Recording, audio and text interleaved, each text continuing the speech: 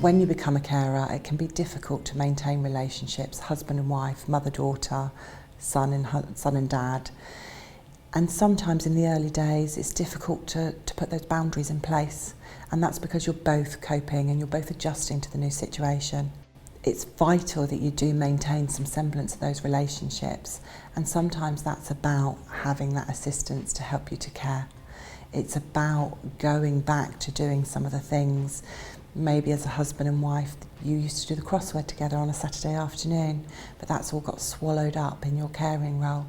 It's about actually setting that time aside, and even if you only have that hour to maintain those relationships, it's about doing something that very firmly puts you on a mother-daughter, husband-wife relationship mode rather than carer and cared for. We've gone on holiday.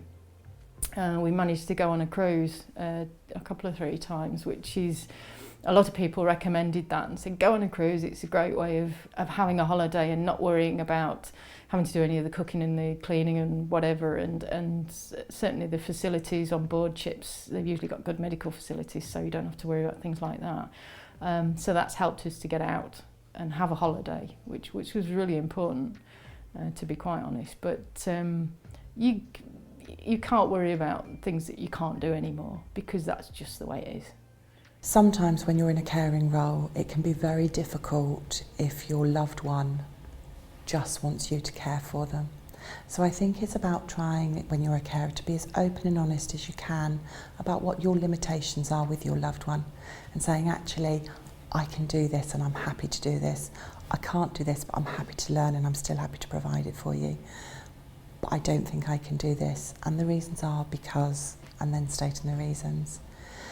I think it's good for carers to recognise their own limitations. It's good for them to have that me time, be it 20 minutes a day.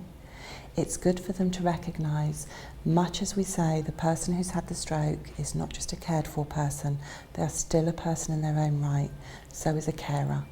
And it's about a carer not losing sight of that, or if they do lose sight of it, to get some assistance so that we can pull them back into the fact that they are also a person still.